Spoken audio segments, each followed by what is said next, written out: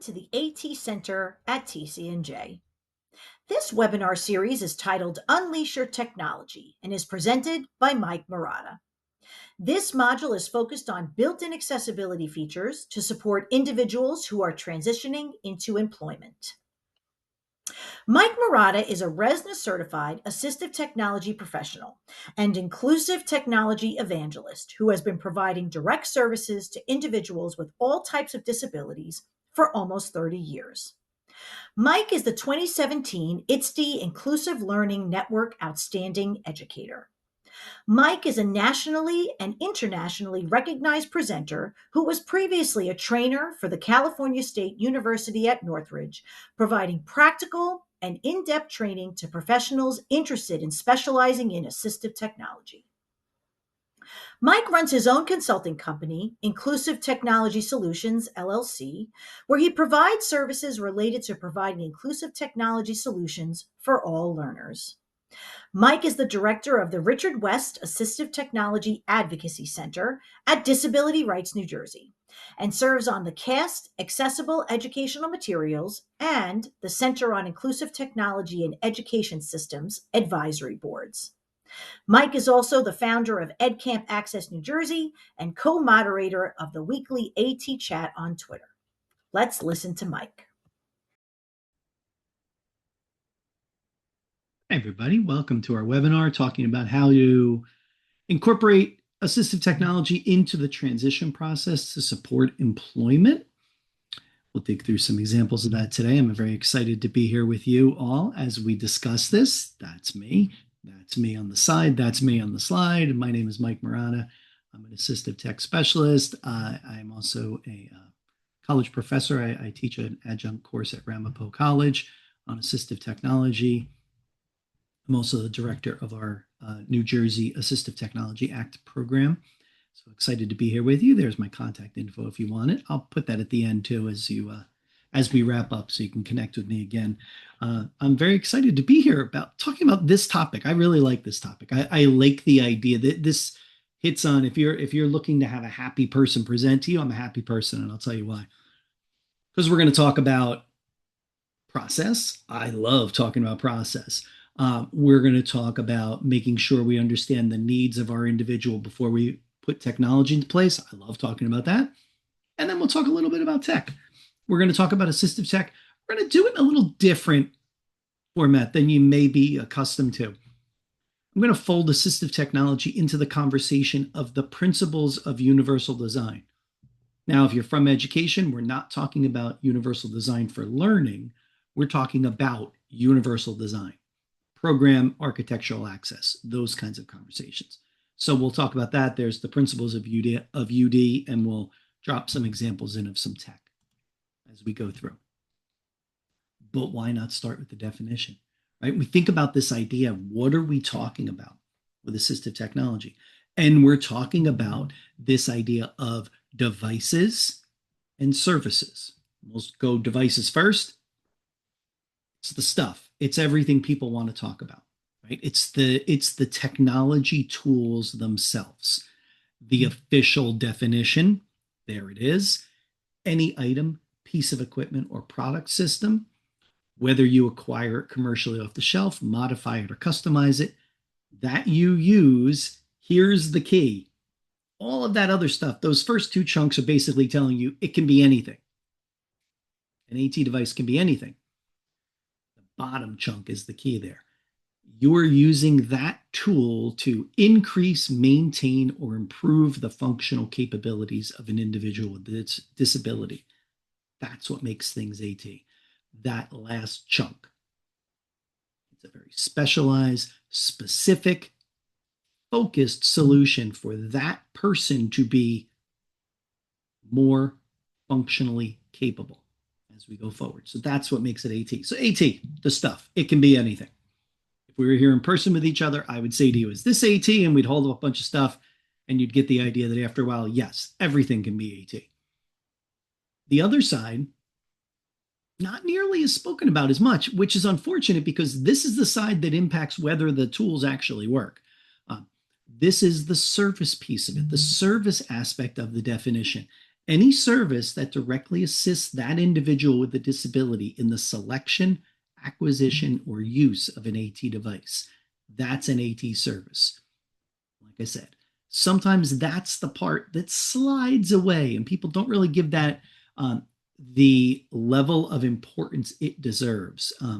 Is given the short shift. They spend a lot of time looking at tools and finding tools and getting tools and all of that, only to not really implement it well. And then it might be for nothing at that point. So we're going to quickly talk about the AT cycle. I'm not going to get too deep into it, even though I told you I do love talking about this, but I'm going to temper my love and just give you just a little taste of this.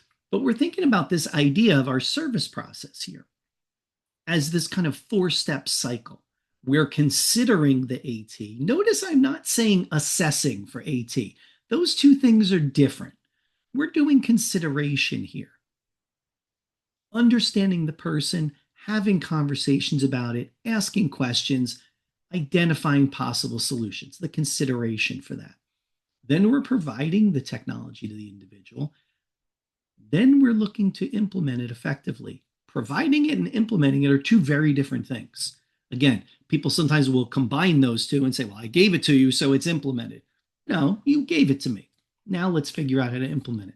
What does it look like in my environment? How do I use it? How do I learn how to use it? How do I move forward with that tool to be successful? And then finally, that last part is to check and make sure things are really working.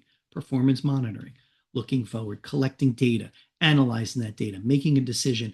Is the tool that we put in place the right tool? Is the person being successful in the ways that we expected with that tool? All key things. And again, I think that, do we do these a lot? Yes, I do think we do these a lot. And sometimes they're being done and people might not even realize they're being done. But we're doing this, thinking about the needs. What is that person's needs? Thinking about keeping their goal. The goal is driving this process. What is it that the person wants to do? Thinking about that. Those could be educational goals, vocational goals, independent living goals, whatever they might be. It might be all of them, might be some of them, whatever. We have to have that conversation of what that is. And then even when we're talking about, we're going to focus our conversation today on this idea of transition support for employment. That's how we're kind of framing this today. And then in that is some conversation about realistic goals as we go forward. Is what is a realistic goal of this person as they go forward for employment? And having those conversations, making sure that the ideal that they are striving for is realistic for them, and having those sometimes uncomfortable conversations, but necessary conversations about what is it that we're looking to do. If you've seen me presenting in other webinars, I squeeze this in every time, and I'll continue to squeeze it in. In our case today, it's just as effective.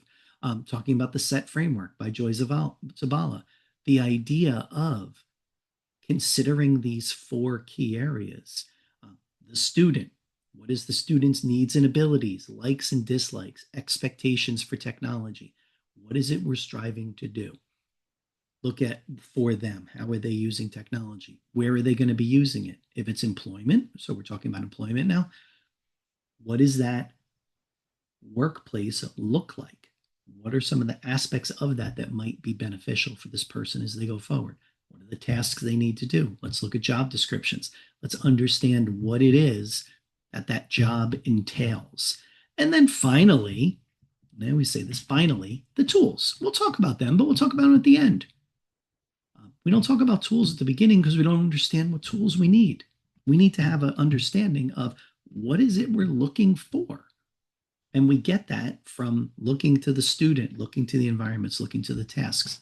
Then we identify the tools as we go forward. If you're not familiar with the SET framework, look it up online. I would encourage you to get familiar with it. It's a simple tool to support the idea of AT consideration. You are asking for input from all your team members. You're collecting data to analyze it together to consider possible solutions. Um, by doing this and documenting this and asking for different perspectives, you are getting a clearer picture of need and the focus of your intervention, whatever that might be. And maybe it's technology, maybe it's not. Maybe it's a low tech or no tech strategy you can put in place for someone. And think about that, especially in a workplace. Is there something we can do that doesn't require us to get any technology? Um, there might be some low tech, a shift in job duties, a sharing of job duties with someone else. Someone takes on the job duties I can't perform, and I take on something from their job, and we switch a little bit. That's a simple solution, and that works. That's officially a no tech solution. So, thinking about that, having that conversation, always thinking through this process of we are looking for things that are no tech, low tech, and high tech. What are the solutions as we go forward? We can't identify the possible solutions till we understand what we're looking for. And that's what makes the SET framework so important. Here's the first page of the SET framework form.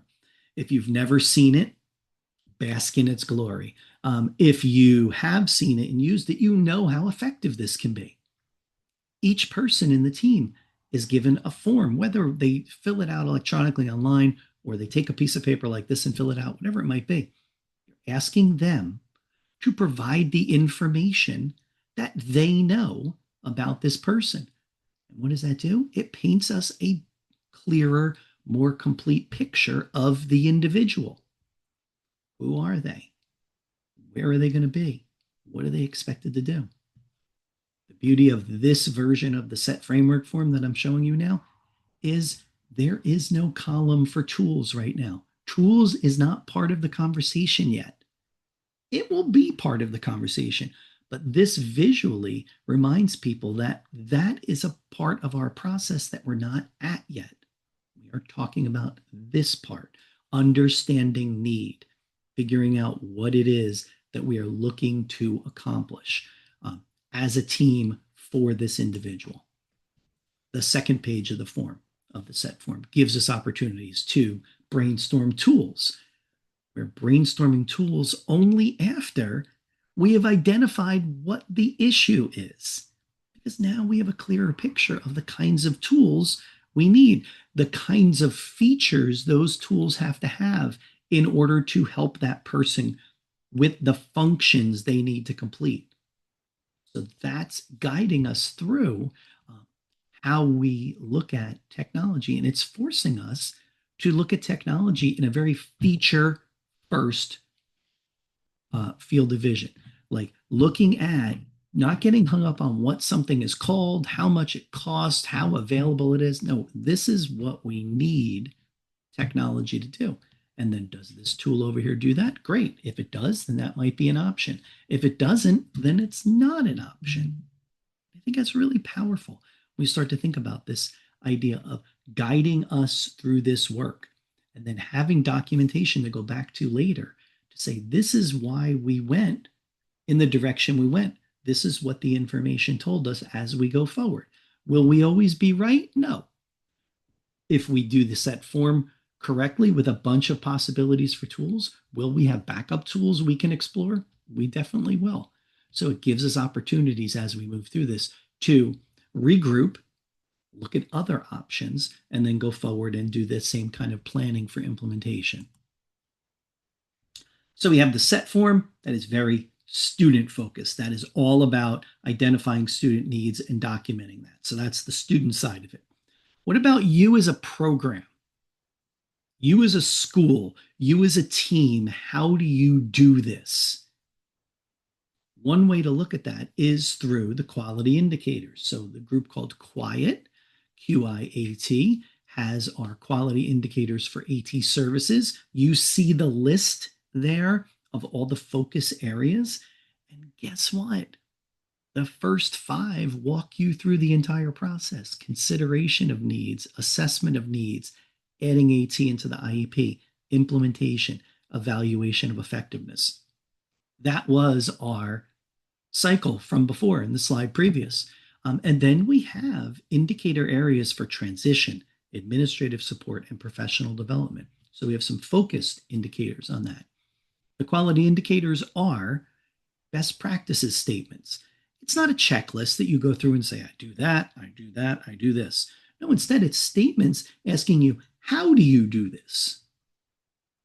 Are you proficient at this? Does your team need to continue to work on this? Where are you on a continuation scale of providing this kind of service? When we look at it, and I'll bring up the indicators for transition in the next slide so that you can see what they look like if you've never seen them. This idea of transition is focusing on the use of AT between environments. And again, we're talking today about transition to employment. So what we're talking about here, but it could be transition between schools, transition to college, transition to community, whatever it is, that transition between environments. Focused on this idea of promoting self-advocacy and having the individual, in this case, our student, be a critical part of this discussion, because they are a critical part of this discussion, making sure their voice is the loudest on our team as we go forward. So here's an example of what the quality indicators look like. And we're not going to read them all, but I wanted to give you a visual of what this looks like. I'm going to give you, and I think it may be 2 slides from now, I'll give you a link with a QR code where you can go actually get this information. You could always visit the Quiet website, qiat.org. And all of these indicators live on the website. You can download them, the PDFs, the Word docs. You can download all of this information to have it. And then as a team, you can have this conversation of where are we in regards to each of these quality indicators, these best practice statements. Are we at 5, a promising practice? Are we at 1? Are we somewhere in between? This is the conversation. Have people rate your service, people on your team, and then have a conversation of, was that expected? What everybody came up with? Where does the team think we are? What more work do we need to do? Some of the indicators here, number 1, transition plan addresses the AT needs of the student, including roles and training needs of team members, subsequent steps in AT use, and follow-up after transition takes place. And then you have this continuum. Unacceptable, number 1, transition plans do not address AT needs. All the way up till 5, transition plan consistently address AT needs and all team members are involved and knowledgeable about the critical roles, steps, and follow-up. If you didn't notice, I put emphasis on my favorite word in the quiet indicators, which is the word consistently. That's the key. And I think a lot of us who are in schools, I was part of school-based teams. I know how this goes. We may do certain things really well, and certain things happen sometimes, but not always. Consistently is the key. How do we make sure we have a system in place that, regardless of the individual or the need coming through, we are working to meet their needs the same way? And so that word consistently, I love that word, can't get enough of it. So as we move through, we see some of the questions here that can guide our team. Does your transition planning empower the student to participate effectively? Is advocacy related to AT use is recognized as critical? AT requirements in the receiving environment are identified during this process. What is that going to look like? This working together with wherever the student is going. And then here's a couple more. We talk about timeline as number 5, is that transition planning moves forward on a timeline that is individualized to each student. And then finally, transition plans address specific equipment, training, and funding issues, such as transfer or acquisition of AT and supporting materials. The conversations that we have to have. Using the quality indicators, we can go forward and make sure that we are thoughtfully moving through this process so that as a system, as a service delivery team, we are giving our students the best opportunity to be successful with the tools and supports we put in place from them when we talked about the set working over here, quiet working over here, both of them working together, but doing it from the student side, which is set, and the system side, the school side, which is quiet, and making sure we have those two systems working um, collectively for the student. Here's the QR code. If you want to take a minute and scan it with your phone, this will take you to the quiet site. Specifically, this, and I take that back. This is not going to take you to the site. I just realized what code I put there. This code is taking you to the matrix summary worksheets, which is shown on the right-hand side there, which is an opportunity for you to rate how you do things as a school. It shows you the indicator areas. It gives you the scale, the 1 to 5 scale that each person can rank. And then we can each identify, what do we think is strengths for us? What are challenges?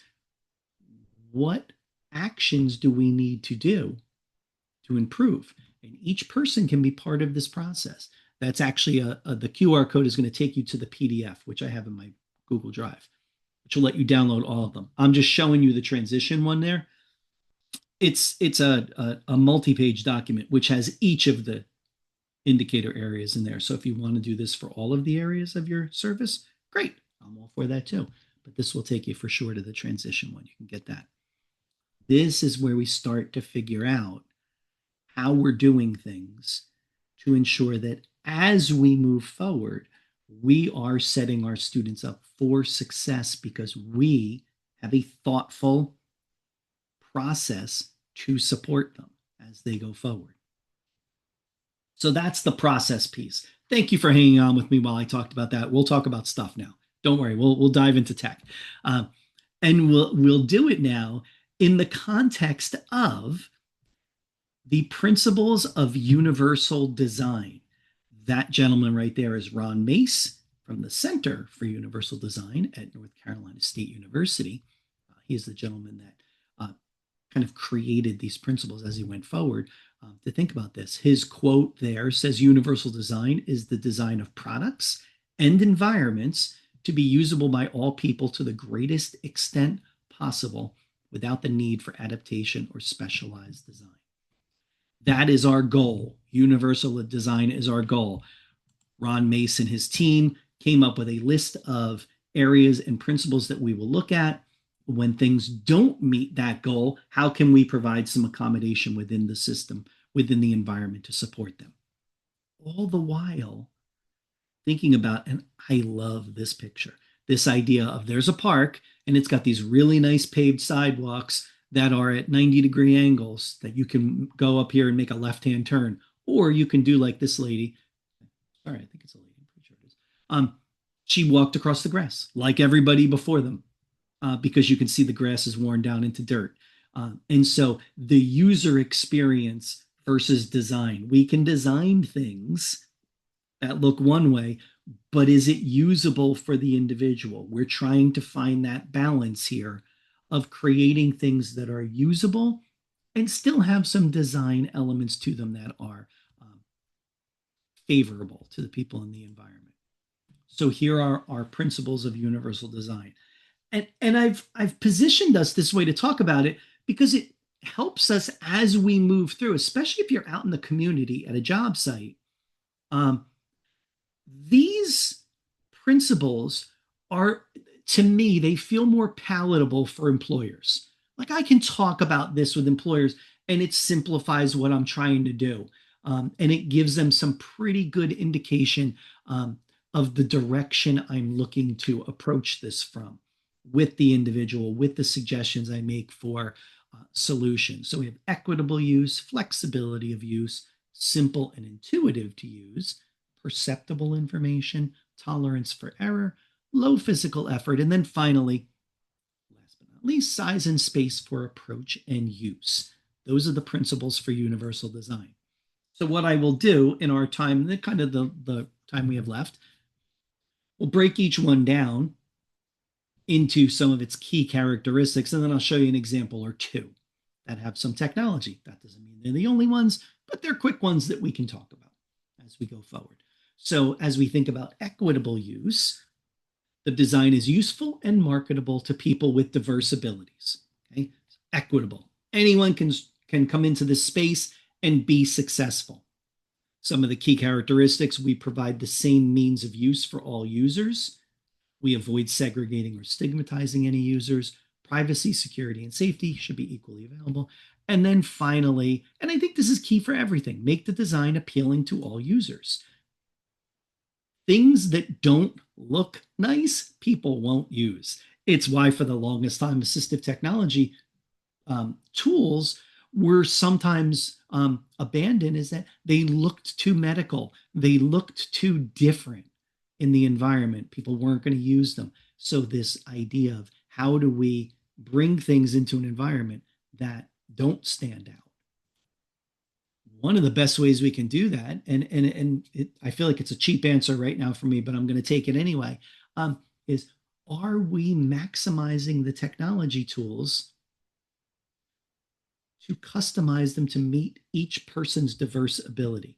And are we doing that through the use of the built-in accessibility features? If you've been looking at this, the page where you found this video, you'll see I did a whole other series of webinars on the built-in accessibility features of other devices. Such a key, simple solution for us. I have a phone already, and I can turn on different features to make that phone work better for me. I have a computer. I can turn on features to make that work better for me. I can be more successful. Equitable use, because I can customize that experience for myself. That is a great place to start. We go into a workplace and we can tell an employer, good news, you don't have to buy anything for this person to work here. You just have to turn this on, which is already in your computer system. That sounds like a win. They're going to be interested in that. The person we're working with, the student we're working with, gets to be successful. Everybody wins. Technology, the myth of assistive tech, that is expensive and complicated. No, it's not. It doesn't have to be. There are things that are expensive and complicated, but not everything, including the things that are built into our tools. Great place to start. Should be the first place we start every time. What do we have already that we can use to customize the experience for the person we're working with? Flexibility of use. The design accommodates a wide range of individual preferences and abilities, providing choice in methods of use, facilitating the user's accuracy and precision, providing adaptability to the user's pace. What happens in that workplace? What are the tasks that person has to do? Is there flexibility there to provide some options? Now, I'm going to take a step out of the UD principles for a second and say, for some tasks, there might not be flexibility. And we might have to have that conversation. I worked with a gentleman in the US Post Office sorting facility, and that was all about speed and precision to get mail sorted. It was shocking how much was happening at one time. This individual could not keep up with the pace.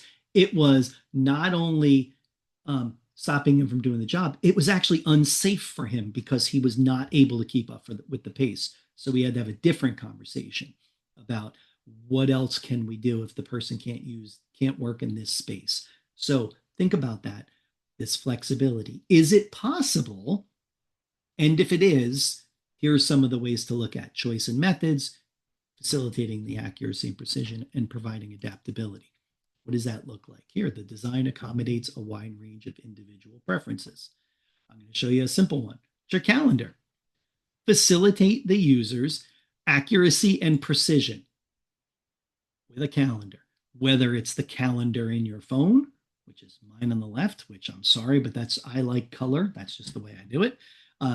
That's your calendar on the left. If that doesn't work for you, do I have other options? The picture of the calendar in the middle of the screen is called the Visual Schedule Planner. It has different options to support me as I go through the day. It chunks my day into times, into groups: morning, evening, afternoon. Each of those has a time built into it, which I not only get a task that I have to do, but I get a picture to support it, and in some case, a checklist to help me do those tasks. So if I'm in a new job and it says every day at 10 o'clock I have to do this certain thing, What if I don't remember the steps of that? Well, I can go to my checklist and see. And suddenly I'm able to do that independently because the technology is supporting me and giving me additional information that I might need, which I wouldn't get from a standard calendar, or I might not get until I had some kind of visual schedule to track. So thinking about that as you think about flexibility of use, the same tool, but given to you in two very different ways right now, depending on your needs.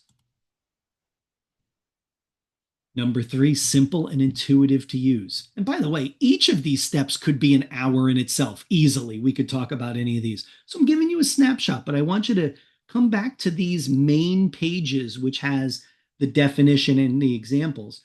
Think about ways you can incorporate assistive tech, both low and high tech, to support somebody. So we're talking about simple and intuitive to use. Use of the design is easy to understand regardless of the user's experience, knowledge, language skills, or concentration levels. Eliminate unnecessary complexity. Accommodate a range of literacy and language skills. And then finally, arrange information consistent with importance. How do we simplify things to give the most critical information first? The person can take in, digest, and then act on. So here's a couple here. This one meets a couple. So we think about eliminating unnecessary complexity, accommodating a range of language and literacy skills. This is called the Scan Marker Pro. It's a handheld device. It's about the size of one of those fat highlighter pens, but within it, it has a scanner. You can scan this over text.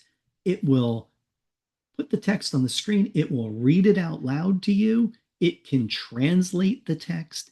It can save it as notes for you. So now, if I'm an individual who maybe struggles with reading text off of print, and I move into a job setting where there's a lot of print around, could we scan everything into the computer and have it available? We might be able to.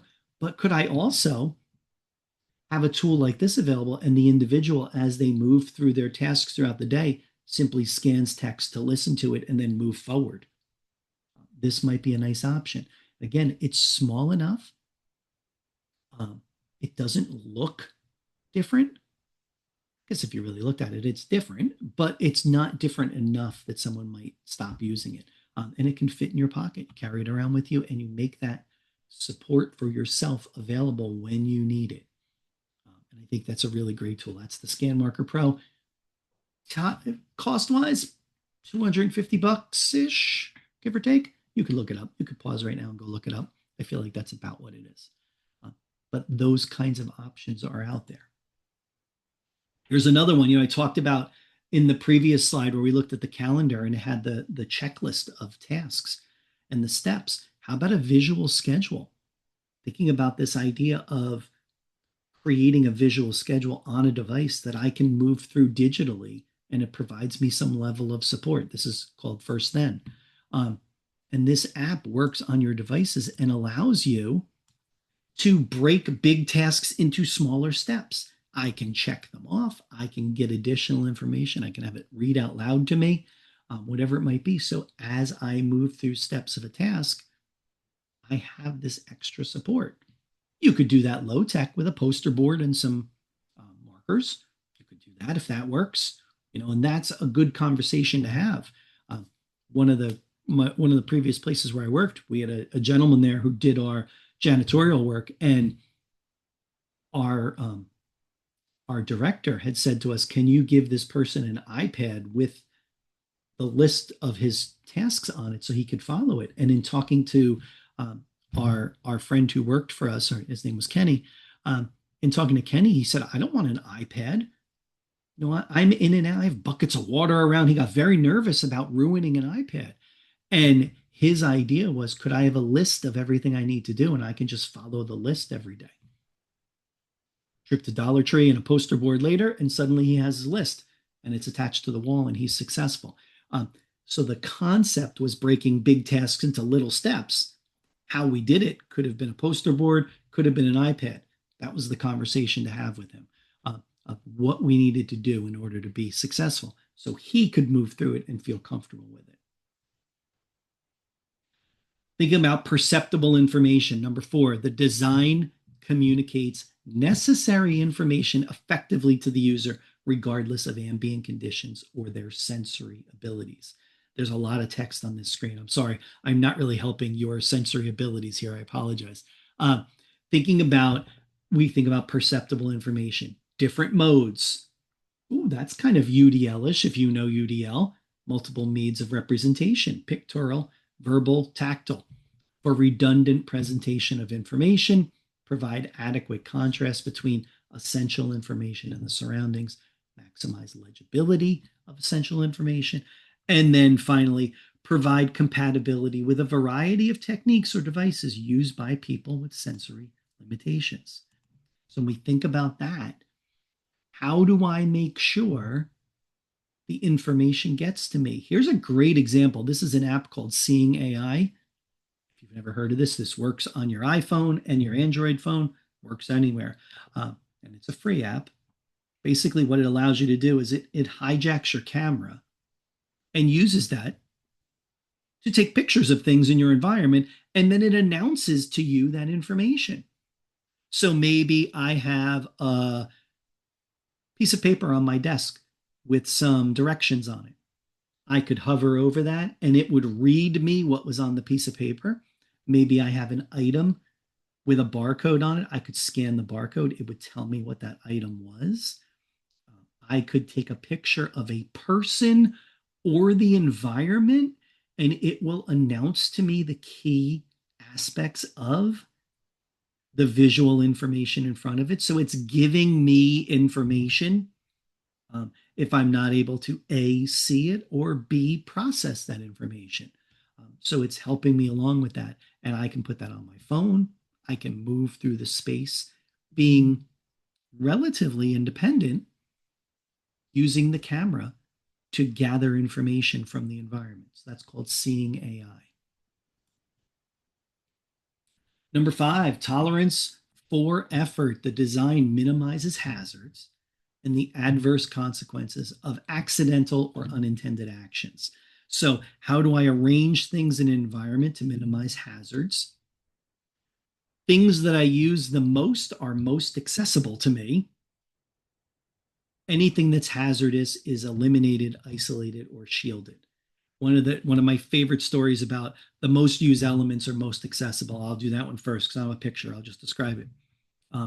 Think about your desk. Are you sitting at your desk right now? If you are, take a minute while I'm talking and look at your desk. Are the things you need most at an easy arm's reach from you? Are they within this kind? If you put your arm out in front of you, are they within that kind of 18-inch to 2-foot range as you cycle your hand in front of you from left to right? That's where the things you use most should be. And then the things you use a little less should be out a little further. And then the things you use rarely should be on the edges somewhere. Is that how your space is set up? How is your computer set up?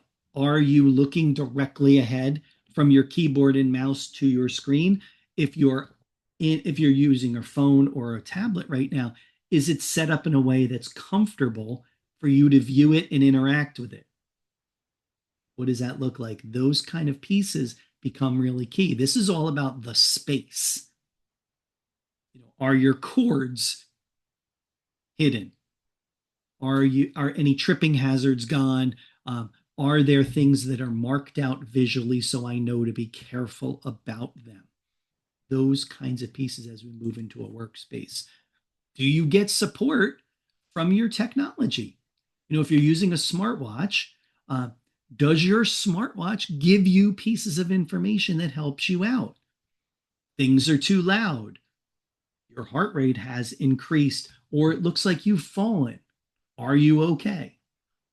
These kind of pieces can be really helpful as you go forward.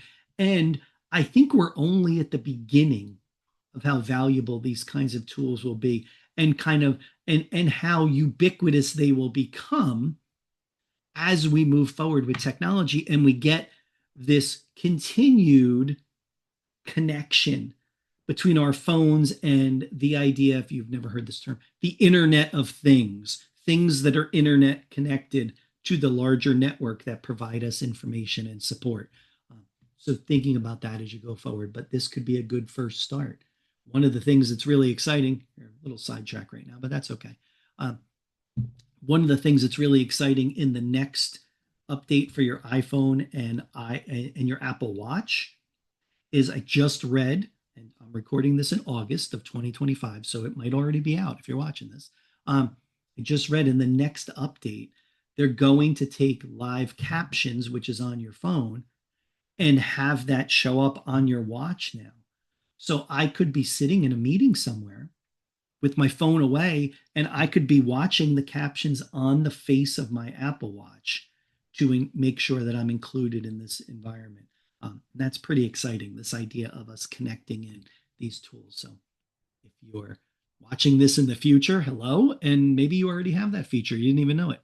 So check it out. That should be pretty cool. Number 6, we have 2 more to go in our principles here. Number 6, low physical effort. The design can be used efficiently and comfortably with the minimum of fatigue. Neutral body posture, using reasonable operating forces, minimizing repetitive actions, minimize sustained physical effort. What are we doing in these jobs? This is your job analysis. What is the person doing? What does their environment look like? Can I reduce all of these things that this talks about in that space to make sure they are supported and successful? If they're using technology, do I need some way to mount it or support them? Lots of different choices right here. I think about individuals who may use an iPad for communication. Great. How are you moving that iPad around the environment in a workplace where you might need it? Do you need a strap? Look at on the left-hand side of this slide is a handful of straps. A shoulder strap, a hand strap, a leg strap, which on the surface might look like, well, that's a little strange. I don't know how I would use that. If the individual is sitting all day or is using a wheelchair, that could be a perfect spot. That's actually the beauty of these mounts right here on this screen. None of these mounts are made for people with disabilities. They are made for people using tablets and smartphones. So these are consumer electronics. Every one of these I could buy from Amazon right now, and it would not be overly expensive. But the thigh strap with the iPad, that is designed for pilots, where pilots who need their tablet in front of them, but need to have their hands free. So now they can have their tablet there. So that's actually what that's for. The ones on the right are a little different mounts. We have on the bottom a traditional kind of surface mount. You could clip that to a desk or a table or a work surface, whatever it might be. The one on the top I throw in because this was one of the solutions that I worked with a team to provide. We had a student who was working at Home Depot in the garden center part. So outside, moving things, a lot of things moving around. He used an iPad with a communication app on it. So he needed that for communication. He had no mounting for it. So what happened is he would just carry around his iPad in a case, and when someone needed help, he would put the iPad down. I feel like you know where this story is going. Put the iPad down on a shelf. He would help the person. Then he would go back to get his iPad. Well, as you can imagine, one time he went back and the iPad wasn't there. It was gone. Who knows where it was? I don't want to cast aspersions, but someone stole his iPad and it was gone. And that's that. So in talking to the team and his coworkers at Home Depot, we came up with a solution of when we get a new iPad for him, how are we going to use this in the space where he worked? And his coworkers at Home Depot came up with this idea of, wouldn't it be cool? By the way, I love when a team member says this. Someone who's not an AT person says, wouldn't it be cool? That's how he started. Wouldn't it be cool if we took something like a golf club cart and modified it for the iPad? Because the wheels were large, so it would roll over obstructions or hoses or anything out in the garden center. It would be stable because it had the 3 wheels on it. It had a mount for a tablet already, And then the team of his coworkers modified this little cart to have a basket attached to it so that he could put items in the basket. So he could wheel this around and put the things in the basket and keep it with him all the time. That was the solution. It came from the team at Home Depot. I, as the as the AT person, just got to nod my head, and I was like, "That sounds great. Let's do that." And then we facilitated this process for him, so he would have his communication with him. He had a work tool that he could use as he navigated around his workspace. So the beauty of this, thinking about what do we need, and not thinking about it from necessarily a disability perspective, but what do we need? I need to move an iPad on a mount on uneven surfaces. What could do that? And there was the answer. So as we start to think about the solutions that we might put in place for someone, that's a great way to start thinking about them. Maybe there are needs for either drawing or writing or using a tablet or a smartphone, and they need a stylus, but they need a stylus with a different grip. These are two examples of 3D printed stylus holders. In this case, they're showing pens, but you could put a stylus in there too that someone could use. Both of these could be 3D printed. They're from an organization called Makers Making Change. You can go search their website, and the plans are all there. If you're in a school right now that has a STEM program that has a 3D printer, guess what? You are 75% of the way there. You just need to talk to somebody there about printing it for you. That's the easy part. This is a great way for us to provide some additional supports to our students using the services within our schools. Get them making things for us. I'm a big believer of making things for a purpose. A lot of our STEM programs in school, wait a second, I'm getting my soapbox. Let me drag it out. Many of our STEM programs in schools, while they're great, the things they're making are, like keychains and things like that, and maybe not as effective to support people. This is a great opportunity to provide tools to the students that need them and give the students in those programs real world examples of why making things matters and giving them opportunities to make things with purpose. Build empathy for other people, create things that they can use to be more successful. It's kind of a win-win for everybody. So that's my suggestion to you. If you have a STEM program in your high school that you can kind of deputize to be part of your solution process here, there's tons of assistive technology tools out there where the 3D plans have already been created and all you have to do is run them through your printer. So think about that. Makers Making Change is a great place to start. Finally, our last one, number 7, size and space for approach and use. Are we making sure that space is available for approach, reach, manipulation, and use, regardless of the person's body size, posture, or their mobility? So again, this is about thinking about the space itself and how that person's going to move around and navigate that. I'll go with manipulation and use here.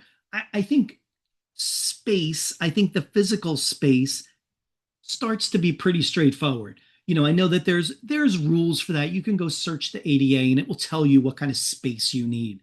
But I think as we move into a workspace, I know when I go to a workspace, it becomes pretty obvious when something's too narrow to get people through, when something is packed too tightly for someone to move around comfortably.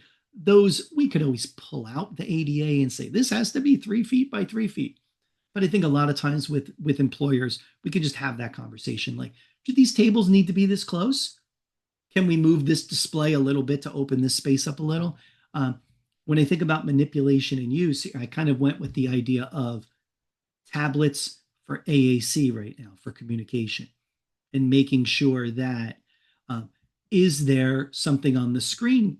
Does the individual need something like a key guard, which is on the left right there, which allows them to put a frame around the boxes on the screen so that they can click the icons effectively? The other thing that I like to put out here, and it felt like a good spot to drop it in, a lot of students who are using tablets or smartphones as communication devices. They get out into the community where it's loud, and those devices are just not loud enough to be heard.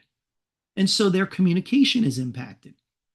I would suggest looking to things like little Bluetooth speakers, which is what that one on the right is. It's a little clip-on Bluetooth speaker. It is, it's a couple inches long.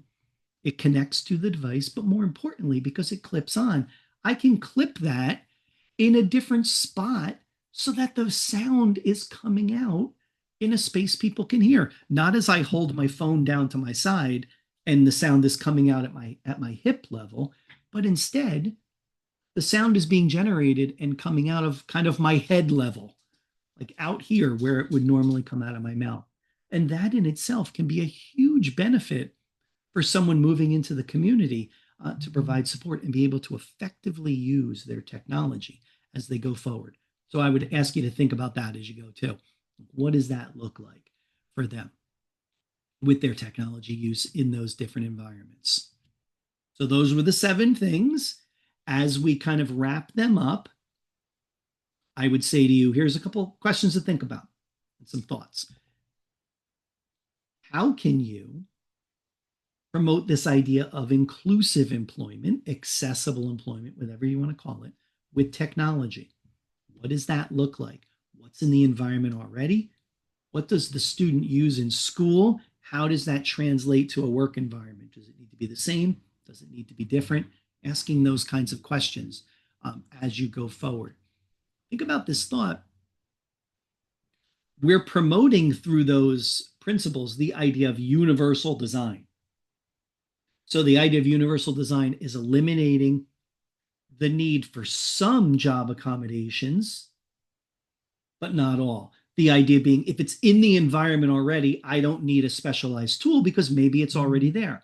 But not always the case. There might still be moments where the student needs a specific job accommodation that has to be provided for them to be successful. So think about that as you go forward. Some of these technology tools might be able to be folded quickly. Some of the examples I gave you could quickly be folded into the environment, might be things the student already has and we can use in another space. But there might be moments the student needs something, they don't have it, it needs to be purchased for them. That's a job accommodation for them. Think about that as you go forward.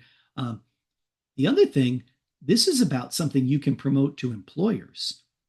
If employers are thinking about universal design and these principles that we talked about, they're actually making a better work environment for everybody.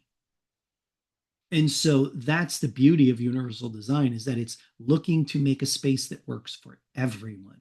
And that might be approach to say too, is that, look, if we do this, yes, could it help the student I'm talking about? Sure. But could it help all your other employees too do their jobs better and faster? Sure, it could do that as well. So really our goal here is this, finding this happy balance between universal design and assistive technology to maximize success. That's what we're looking for as we go forward. So as you think about that, those are our goals. How does technology fit into that? What does that look like? Remember, the technology is driven by that person's needs. But at the same time, we're looking at a universal approach to things. This picture, great example of a tool for a person that helped everyone. This is Kathy. Kathy works at a fast food restaurant making salads. The work table that she was provided was too high for her in her manual wheelchair.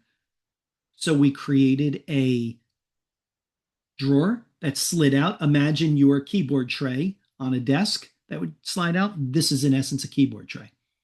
We made a keyboard tray that slid out and gave her a work surface that allowed her to be seated comfortably in her wheelchair and do her work. Well, what did we find?